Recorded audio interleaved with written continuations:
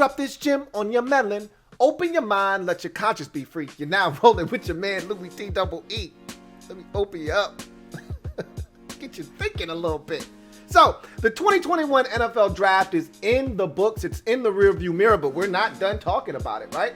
So, I got to thinking. I was sitting down and I was thinking about some show topics and things that I wanted to discuss because it's been a while since we've chopped it up. Obviously, we jumped on Wednesday night, the schedule release, and I saw a great tweet from somebody, I can't remember who it was.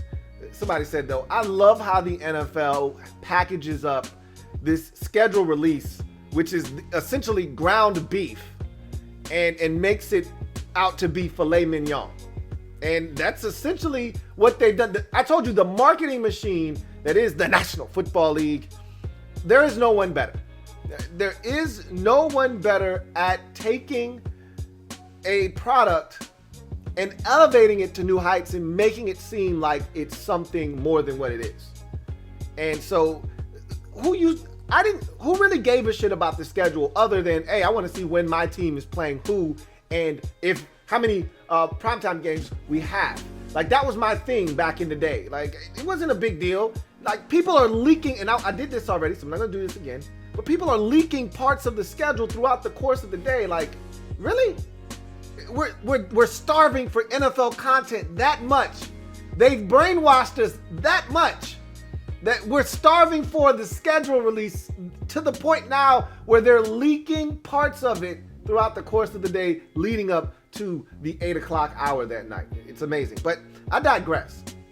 The draft is its own entity, just like the combine has morphed into this larger than life program that we sit in front of our television sets for 7 to 9 hours at a time watching guys run around in underwear.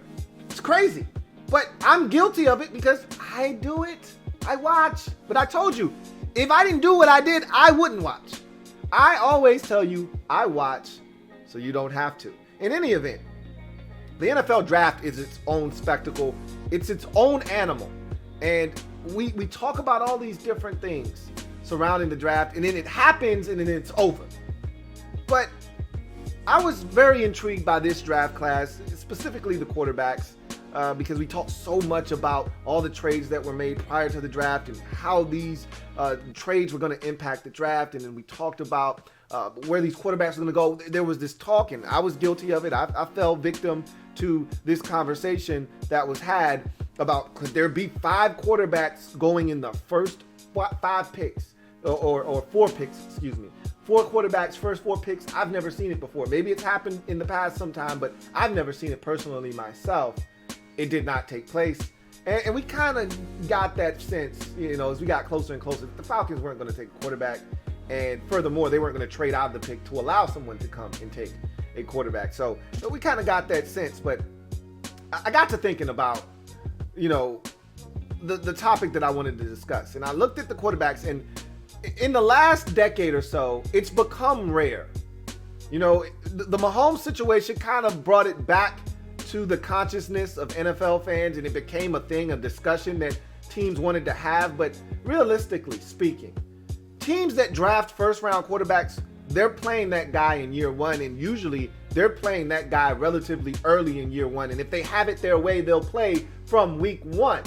And so outside of Mahomes, really, over the last decade, you won't find many first-round quarterbacks that didn't play within the first 5 weeks of their team's season. I think first 5 or 6 weeks of their team's season. Dwayne Haskins was one.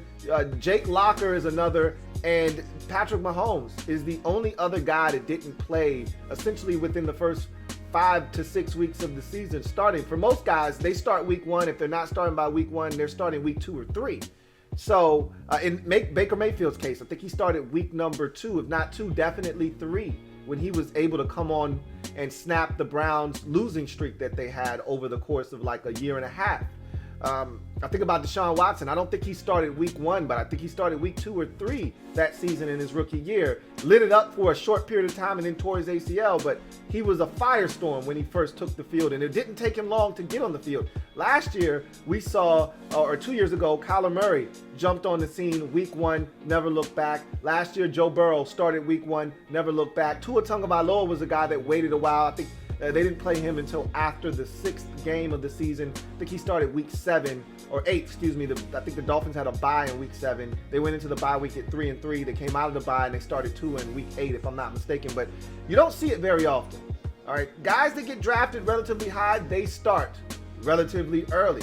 Well, this is a different, unique set of circumstances in 2021 because we know the number 1 and number 2 guys are going to start day 1, barring any kind of catastrophe in camp. These guys are going to start week 1 for their squads. Trevor Lawrence going to start week 1 for the Jags right out of the gate. Same thing can be said for Zach Wilson in New York with the Jets. After that, however, there are 3 more first-round quarterbacks. The question now becomes Trey Lance at number 3. You've got Justin Fields at number 11, and you've got Mac Jones at 15. Where are these guys going to get their first starts? And who's going to be the first one to hit the field as a starter for their respective team? Lance in San Francisco, presumably behind Jimmy Garoppolo. Could Trey Lance start week 1? He could. Is he going to? Highly unlikely, if you ask me. Highly unlikely. He's got to wow them in camp and show that he's got a grasp, a firm one, of the playbook. And look, he's not going to have everything down pat. None of these rookies are. But you want a guy to have enough of a feel for what you want to do that you can call enough plays that you're not out there vanilla like it's preseason. And so I think Trey Lance has a little ways to go. Remember, this guy only had 1 year starting at North Dakota State for all intents and purposes. So he's got a little bit of a learning curve, so to speak. I don't expect him to start week 1. Justin Fields, I think that I told you the Bears were lying. Through their teeth, I could see it a mile away. I told you guys, that's where that psychology background comes into play. Because I told you, I said, anytime someone keeps complimenting and goes out of their way to compliment a guy over the top, they're plotting. And I said the Bears are looking to do something big at the quarterback position. Because you can't keep telling me that you love Andy Dalton. You don't love Andy Dalton that damn much, okay? You gave him a 1-year contract. You don't love him that damn much. So I knew they were plotting. But they do love Andy Dalton enough to start in week 1. I don't think they plan on starting Justin Fields week 1. And I wouldn't start Justin Fields week 1. Just like I said with Trey Lance, I'm saying the same thing with Justin Fields. He's not ready. Probably the most ready quarterback of the group that we're going to talk about is Mac Jones. And again, they got Cam Newton. Cameron Newton is not sitting on the bench. However, of the 3 quarterbacks, he would probably be the guy that you'd be able to put the most on his plate early and have him be able to digest it, gobble it up, digest it, and be able to go on the field and perform. And so, of the 3 quarterbacks, I'm going to pose this question to you. I'm going to give you my answer here in a second, but I'm going to pose this question to you. Of the second wave of quarterbacks, so you know the first 2 are starting week 1, okay? Trevor Lawrence is starting week 1 for the Jags. Zach Wilson starting week 1 for the Jets. Of the next group, okay, 3 through 5, the other 3 first-round picks, Trey Lance, who went 3rd overall to the San Francisco 49ers, Justin Fields, who went 11th overall to the Chicago Bears, who traded up with the Giants to land Fields, and Mac Jones, Michael Jones, 15th overall to the New England Patriots. Which one of those guys starts first in the 2021 season? That's the question I'm going to pose to you guys out there.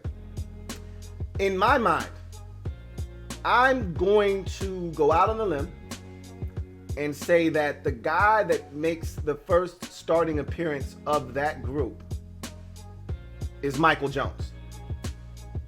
The miggity Mac, daddy. The miggity Mac. Mac Jones makes the first start of that group. Here's my logic behind that. In San Francisco, they've got a really good defense, we think. We know they can run the shit out of the football. No matter who's healthy, who's not healthy, doesn't matter who they put back there at running back, they're going to run the shit out of the football. That's what Kyle Shanahan does. So they're going to be among the best in the league at rushing the football. So I think they're going to have a chance to win early in the season. And if they don't start Trey Lance early, I think that Jimmy Garoppolo is going to have a chance to steady the ship early. He's on borrowed time. We can all acknowledge that. But I think he's going to be able to stave off Trey Lance longer than Cam Newton will be able to in New England as we get to Justin Fields in Chicago. I just flat out don't think he's ready. I think Trey Lance could be more ready than Justin Fields simply because he essentially ran the same type of stuff. I said this from day one. I was in front of this, and I told you I'll toot my own horn, toot toot, when it needs to be tooted. All right, and when I'm wrong, I'll tell you I'm wrong. Got no problems doing it. I tell you all the time, and I offer up double O's when necessary. But I'll be quick to tell you, I got that one all sorts of wrong. I was all off on that one. But I'm gonna toot my horn, toot toot. Okay, I said from day one when the trade was made, it's for Trey Lance, and you had Adam Schefter, you had all the draft beatniks of Mel Kiper and all of these guys falling for the banana in the tailpipe, telling you guys out there, oh, the pick is Mac Jones. Schefter was adamant it was Mac Jones, and I told you all along, and I never wavered. It's Trey Lance. Just go watch the tape. They're running the same stuff. So I said, his skill set fits Shanahan's offense. And you can't convince me that somebody was trading up from 12 to 3 to get Mac Jones. You were really that terrified that Mac Jones wasn't going to be there? I just didn't buy that. Not one bit. So, anyhow, I think Lance could play week 1. I really do. I just don't think there's any reason to rush him when you've got a perfectly good veteran that you're paying a ton of money to that can carry the load while the young fella learns. There's no reason to rush this. You don't have to. In Jacksonville, just get the party started early because we're not any good anyway. We're still trying to figure some shit out. Same thing with the Jets. Whereas San Francisco, they were just in the Super Bowl 2 years ago. Like, there's expectation here.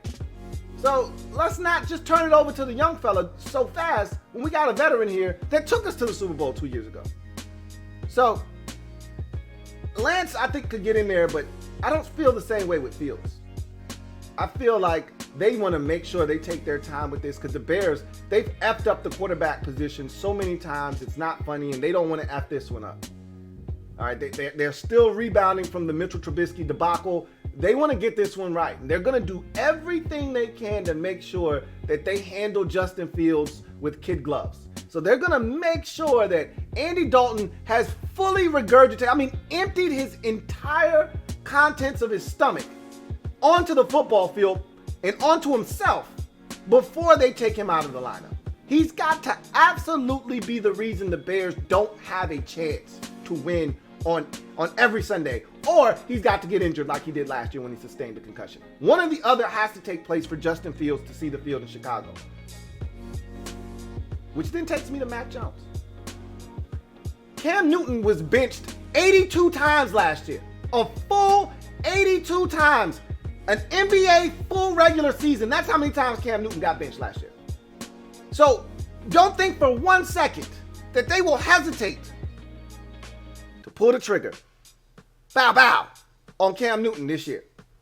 If Cam starts to struggle, and I'm not saying at the first sign of trouble they're bailing on Cam Newton, but if Cam has a stinker in, say, week 5, and then he follows that up with another stinker in week 6, and it's halftime and he's stinking it up, don't think for 1 second they won't pull the trigger. If Mac Jones is showing them something in practice and they like what they saw in camp and in the preseason, and he's been soaking up all the knowledge in the meetings and they feel good about it, don't think for 1 second they won't pull the trigger on Cam's ass and say, all right, Mac, get in there. Let's see what you got. They did it last year several times. They'll do it this year, and they got a reason to do it this year. Last year, he was like, what you going to do? You going to put in Billy Ho? Like, what you really going to do?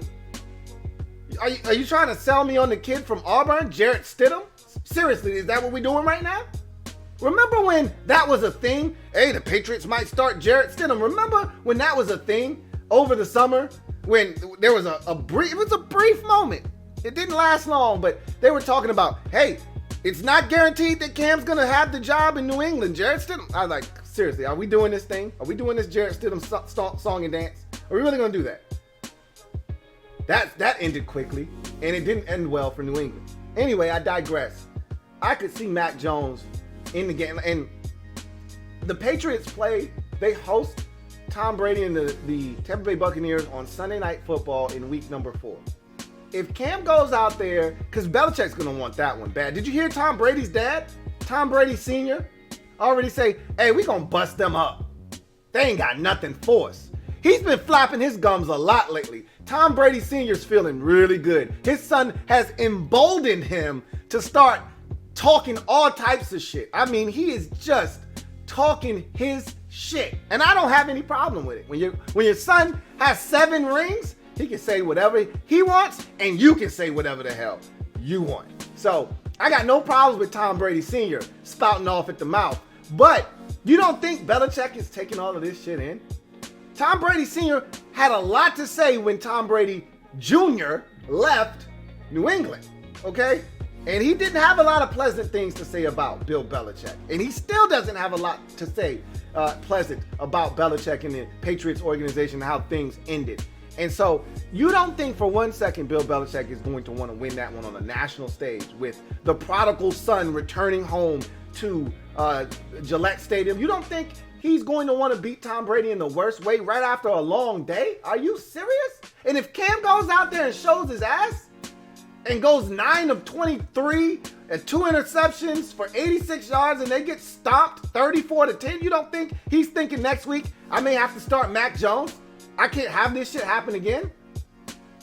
You're a damn lie. You're a damn fool if you think for one second that they're going to sit around and allow Cam Newton to tank the season like he did last year. And again, in Cam's defense, and I said this a million times already, they didn't have shit out there, man.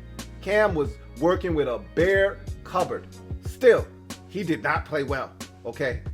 There's no excuse for that. He did not play well. It wasn't a lot out there around him. I will grant you that. He didn't make anything better, though. He didn't make the situation any better. So, for me, when I view it, I think that the guy that has a chance to start first is Mac Jones in New England. I think he's the guy that can digest the playbook the fastest. I think he's the guy that teams trust to be able to go through his progressions and get the football where it needs to go.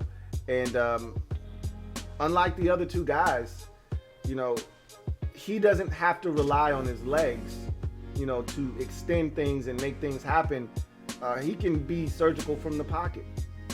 And I think that because the Patriots have come from a system or quarterback that was very much like Mac Jones, or a carbon copy, a lot of people will say, they're comfortable calling a game that makes Mac Jones comfortable. So if there's one thing, and I'm not a massive Josh McDaniels fan, but the one thing I will say about Josh McDaniels is he is great at adjusting to the talent that he has, adjusting to the quarterback that is under center, adjusting his game plan to fit whatever is best for the team that particular week. We always talk about the Patriots in that light, and Josh McDaniels is the reason that they're able to do that. He's an exceptional offensive mind, and I think he could take 1 week Cam Newton being in, and then the very next week go to Mac Jones and a drop back offense and game plan and do it seamlessly. So I think it's going to be Mac Jones that gets the start out of the 3 first. What says you out there? Mac Jones, Trey Lance, Justin Fields. Who starts first? Who gets the first start among those 3 quarterbacks in the 2021 upcoming regular season?